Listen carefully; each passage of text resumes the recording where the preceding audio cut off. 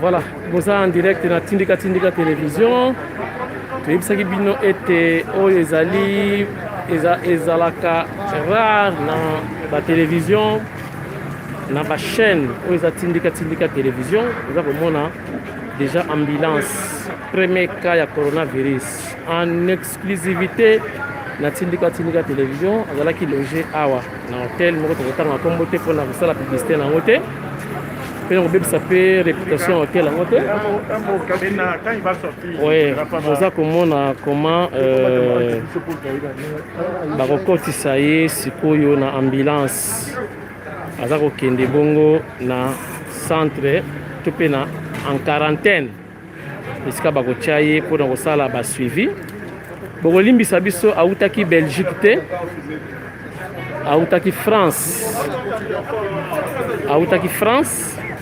nde ayaki, mais après suivi parce que baza kolandela bato nyonso oyo bazokota na mwa tension to pe température élevée na yango basalaki suivi na ye azalaki logé awa na hôtel moko de la place.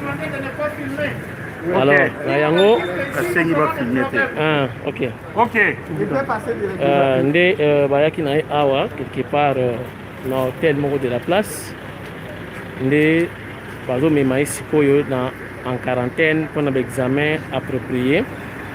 Oui, bah si réellement qu'est-ce qu'il faut faire. Donc voilà, sur le cadre de la ministère de la Santé, nous devons ça la moussala. Voilà. Voilà.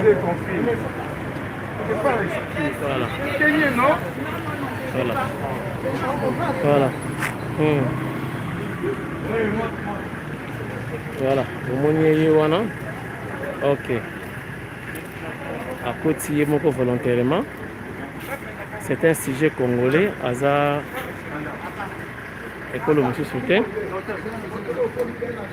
Nde bomoni image ya wana ye wana côté da Tindika Tindika TV et ratate hein.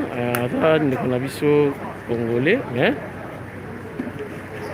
ayaki awa aza pe na belle famille na ye atambolaki pe na bandal atambolaki moke na njili. Maintenant nde aza sikoyo pour tousser à présenter des signes cliniques oyo ezali lié na corona. Alors merci na équipe qui a suivi pour na batiki baza boya ye wana akei eratate na Tindika Tindika ye wana akei donc en complicité na ministre ya santé bakosala suivi na ye ozomona. Ok oyo eza Tindika Tindika TV. Maintenant la police va faire la suivi. Rolanda va faire la suivi. Ok.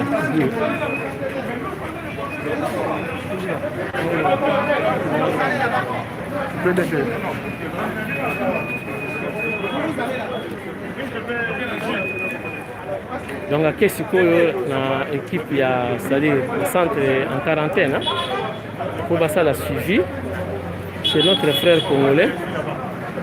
Pour profiter de tout le conseiller à ministre la question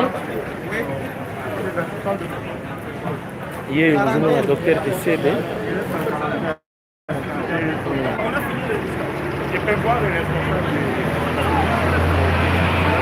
pour l'hôtel en haut il faut pas désinfecter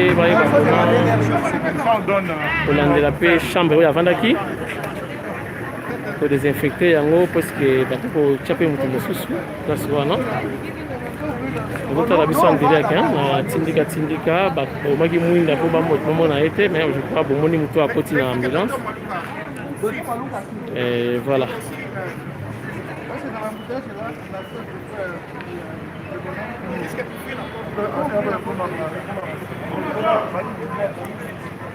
Quelqu'un a le numéro de téléphone?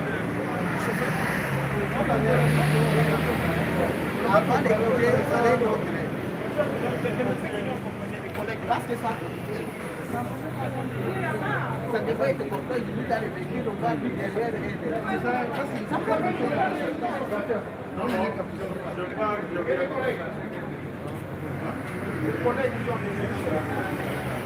les responsables de la police. Il était ici. Notamment, c'est trouve qu'il n'y a pas de gens qui sont là-bas. Non, c'est déjà arrangé. Moi, je suis gentil, c'est votre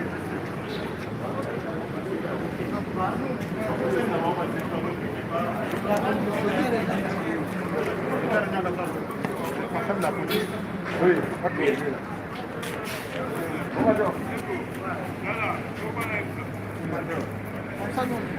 Docteur, on va d'abord aller aussi.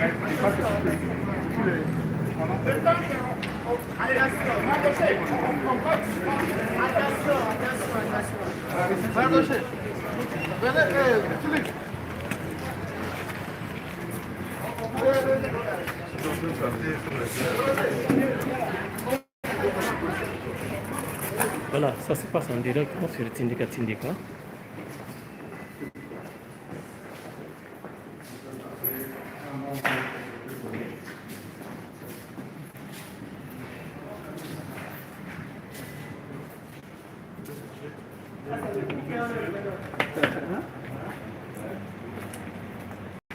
Alors, il logé à tu vois, il faut attendre un moyen hôtel pour nous faire la publicité à hôtel.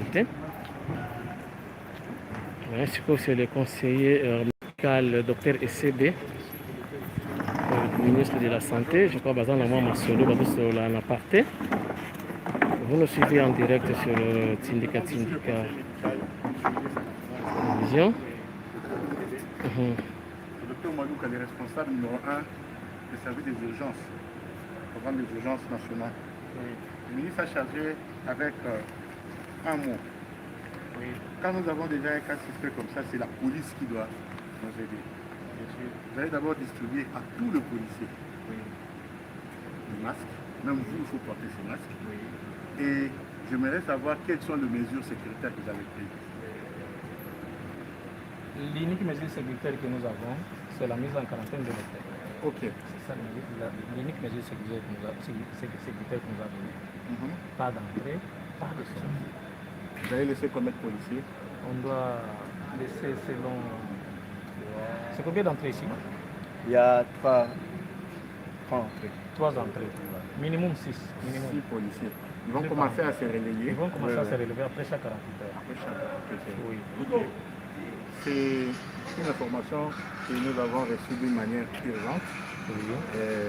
Le ministre a d'abord passé un communiqué à la nation pour que les gens ne se paniquent pas. Nous sommes venus, on va suppléer le café, l'alimentation de ces policiers-là pour la nuit d'aujourd'hui et demain. Et progressivement, on verra comment nous allons évoluer. Mais c'est que nous devons compter, pour vous, la police, vraiment que vous soyez fermes. Les gens qui vont être là, vraiment qu'ils jouent à ce qu'on appelle la sévérité. Tous ces gens se trouvent dans l'hôtel. Personne ne sort. Tous ceux qui doivent entrer, en tout cas, il n'y a plus d'entrée. Si vous avez même des mesures, des cordes là, tout ça pour sceller, jusqu'à nouvel ordre. Docteur Malouka, je ne sais pas. Ça, j'ai dit ça depuis la journée. On a besoin de trouver les cordes. S'il y a un peu de quelque chose, tu peux nous permettre de trouver les cordes. Papa, il ne faut pas me filmer, papa. Me filme, moi je ne suis pas en masque. Hein? Donc, progressivement, vous resterez en contact avec nous. Oui. S'il y a une situation d'urgence, s'il y a une situation à relayer, je vais vous passer mon numéro, je suis enregistré, vous appelez. En tout cas, nous comptons beaucoup sur vous. Comptez sur nos docteurs. Toutes les précautions seront prises avec fermeté pour qu'on ne badine pas sur ça. Essayez d'imaginer les dégâts que ça peut créer. Les dégâts que ça peut créer au cas où une négligence venait de notre Je sais que les gens qui habitent vont présenter de soucis, mais vous n'avez pas à répondre à ces gens. Si quelqu'un veut peut-être se déplacer, même pour prendre de l'argent, dites que non, on doit d'abord recevoir des ordres. Les ordres viennent de 2 personnes. Oui. Les ministres, à travers moi, et les docteurs Molou. Les docteurs, oui. Oui, c'est-à-dire qu'on peut vous appeler l'autorité. Pour tout mouvement d'entrée ou de sortie de cet hôtel. Ok. Docteur CB 089. Le patient est en route. 089, oui. 64 Oui. 51 707. Moi, je suis derrière. Que les policiers aient aussi des méthodes là. Ici, on ne doit plus commencer à se toucher les mains, à se saluer en serrant les mains. Gardons distance, toujours avec nos masques. Et se laver régulièrement les mains. Toujours avec nos masques. Toujours avec nos masques. C'est Docteur. ECB, conseil médical. D'accord. Ok, là, vous pouvez couper. Hein.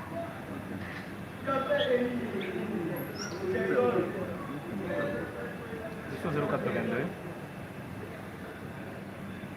700. 700. 42, 43. Alors, vous êtes affecté jusqu'à nouvel ordre. On est, oui, les éléments sont affectés jusqu'à nouvel Et ordre. vous, pour assurer, Pour assurer, on va laisser un capitaine. il y a les 5 capitaines. On va laisser un capitaine On doit avoir son avec numéro. une jeep montée permanente ici. Ok. Oui. Capitaine a fait son numéro. Alors, Annie, Tu as son numéro? oui. Oui, adjoint Yanani. Il y a des gens. Donc, D'accord, je vais prendre. Major Tu Kassongo. par WhatsApp ou par SMS. Ok. Merci. Mon capitaine, je peux avoir votre numéro. Hein? Moi aussi. Celui qui sera sur place. attends, vous le donne. Parce qu'on va commencer à s'appeler à tout moment. Hein? 0900 Attendez. 0900 19 19 69 Pardon 69 69 90. Capitaine Sangoufo. Docteur Malouka, il était dans quelle chambre? 120. Cette chambre elle est fermée. Bon, Oui, automatiquement, ça va être donc vous devez vous assurer aussi. Non, on va dans le bureau. Ça devait être fermé automatiquement. Surtout les policiers. Hein? Oui. Surtout les policiers. Donc, on a d'abord amené ce qu'on pouvait amener. Nous allons rester en contact. Vous avez fait un serment pour servir. Donc, on y va appeler. Nous également. Travaillons avec conscience parce que c'est notre Rosanna, pays. nous avons une Le proximité. seul cas ici peut tout basculer dans le pays. Est-ce que vous Je nous vous engager les demande nôtres? vraiment d'user le sens du patriotisme. Vous voyez Dans comment la nous sommes mobilisés. la Nous, proximité, na belle le vie. cabinet de la santé à travers notre pays. Hôtel Belle Vie sur Tombabaye. nous a À dépêché côté pour du prendre en ministère charge de Mines. la police ici et nous allons toujours garder contact. Jusqu'à ce qu'on va stabiliser les dossiers. La proximité, na belle la Ok.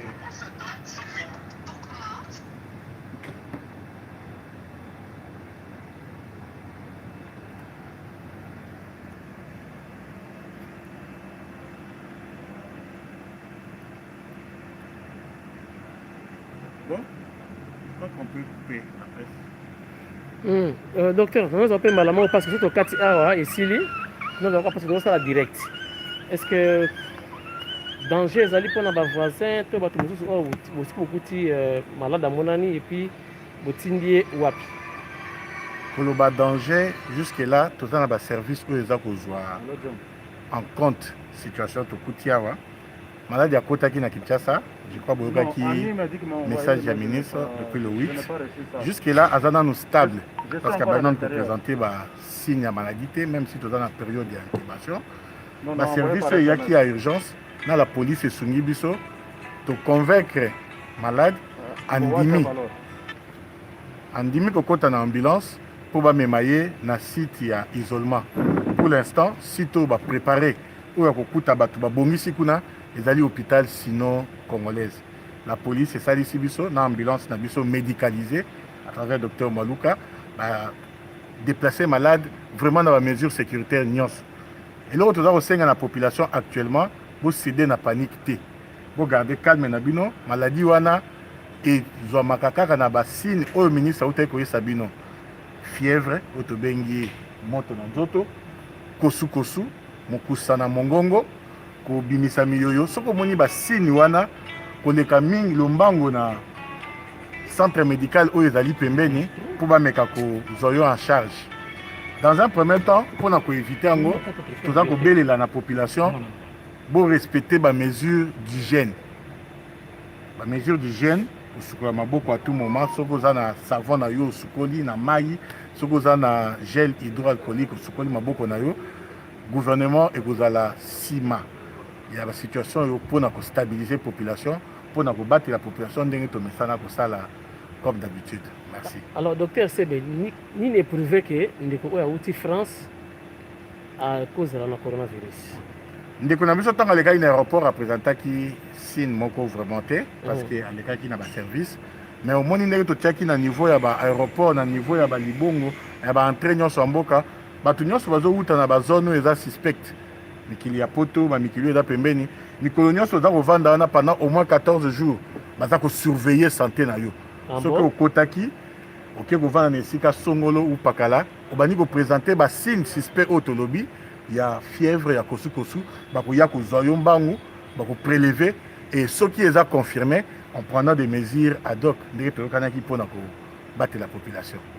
Mais est-ce qu'il y a une signe à présenter? Est-ce que c'est réellement ça yango ou ça yango te? Omoni na médecine tolobaka toujours ni jamais ni toujours auti na mboka oyo ezalaki quand même na quelques cas ya corona abandi kopresente basigne azali kopresente bamemi prélèvement na ye na laboratoire na biso ya monene awa ntango tomoni ke ezali suspect il faut te bananu kolongola ye koisole ye na reste ya population mpona kobatela santé ya population. Donc docteur Sebe tosola malamu ngai na yo oyo ata mopanzi sango ya solo tondi tolobaki loka bokena kosala baétude biso botie en quarantaine donc tokoconfirme nanu te ke coronavirus ekoti na Congo baconfirmaka coronavirus soki résultat ya balaboratoire na banini ebimi alors tolobi aza suspect apresente basigne prélèvement basalaki eza kooriente biso un peu différemment yango toisole ye mpo baprendre ye en charge en attendant bainvestigation eza kocontinue yango na kosenga na population bogarde calme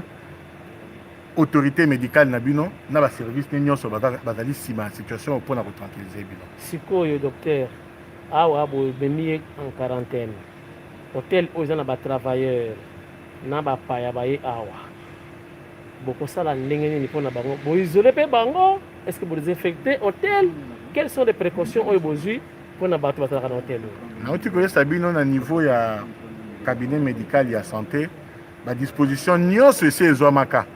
Vous vous souviendrez, il y avait un moment, le ministre a quitté même l'aéroport pour Asala, ou à Sénète, ce qu'on y est, vous présentez qu'est-ce qu'on doit faire, c'est dit que le service n'y a pas de bateau n'y a pas de dans un premier temps, vous allez finir en quarantaine.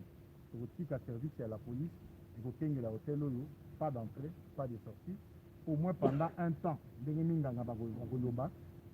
surveillez, vous allez en contact, vous allez désinfecter. Bakopesa bango ba mesure d'hygiène ou copie et puis l'état a koyi bakozwa bango en charge. Ah donc koliana bango makamutu na charge à l'état. Yango moni présence na biso awa. Merci. Merci docteur. Voilà donc reportage na biso pe suki awa et nzamba sunga et alors na bao batikali message no pesi bango o badano na maladie wana ti. Épidémie ya coronavirus et outi na mokili basusu. Mosika na Chine. Biso awa comme la mondialisation est comme déplacement à battre à tout moment. Tu peux éviter de sauter pour la économie, mais tout ça mesure il y a ma casse pour éviter que l'épidémie maladie que vous n'avez pas déranger la population na biso. Tant l'année il le lengue à la mesure tout ça qui casse suspect au monde ba service non sauter yé pour na kotia pembeni. Donc population vous comprendre que vous allez toujours si manabino pour na kosaila la bino mosala ya ko sécuriser bino sur le plan de la maladie et sur d'autres plans. Tu senga na bino vous garder calme. Pour respecter le principe d'hygiène, pour sunga biso l'état. Même à ta voisine qui a la fièvre, communiquer na ba to ya l'état, to koye ba koyo kozwaye, to koye ba ko isoler, to koye ba ko analyser, ce que ça yango te to kotika pour to ba vraiment combattre la population. Merci docteur, to silisi menga pe na kozanga maloba ya suka te na lobi ke ba policier botindi batika la awa. Il faut pas ko motiver bango pour être, so ko motiver bango te ba lembi muke ba to ko bana fenêtre.